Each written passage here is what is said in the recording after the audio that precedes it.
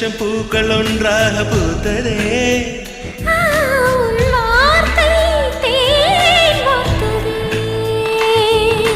மௌனம் பேசியதே, குளிர் தென்றல் வீசியதே.